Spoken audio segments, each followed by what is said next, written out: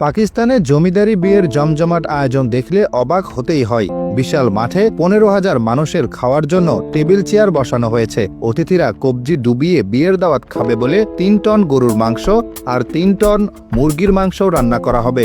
সবকিছুর ব্যবস্থা করার জন্য কর্মীরা আগের দিনই এখানে এসে হাজির হয়েছে, তাই তাদের জন্য রয়েছে খাবারের ব্যবস্থা। শীতের সকালে সবাই গরম কাপড় পরে মাটিতে বসেছে নাস্তা করার জন্য।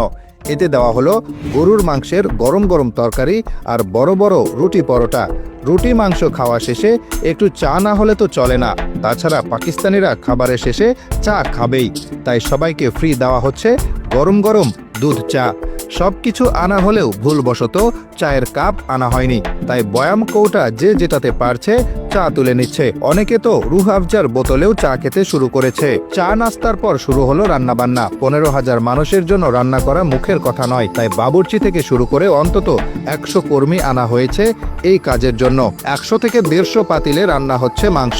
লাকড়ির চুলায় পাশাপাশি বসিয়ে একদিকে রান্না হচ্ছে গরু, আরেকদিকে রান্না হচ্ছে মুরগি। মাংসের পর প্রস্তুত করা হচ্ছে চাল। 2 ধরনের পোলাও রান্না করা হবে। একটা হচ্ছে সাধারণ মাংস পোলাও, আরেকটা হচ্ছে জর্দা পোলাও। পোলাও রান্নার জন্য আগে চাল ভেজানো হয় পানিতে, সেখানে একই সাথে দেওয়া হয় ফল দিয়ে বানানো এক ধরনের মিষ্টান্ন যার নাম টুট্রি ফ্রুটি। আরও দেওয়া হয় বাদাম। একসাথে সব ভিজিয়ে রাখা হয় কিছু সময়।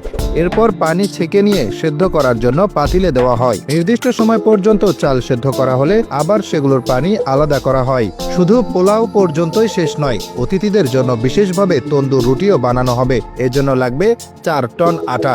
বড় পাত্রে আটা নিয়ে সেখানে দেওয়া হলো জিরা গুঁড়ো, লবণ ও সোডা।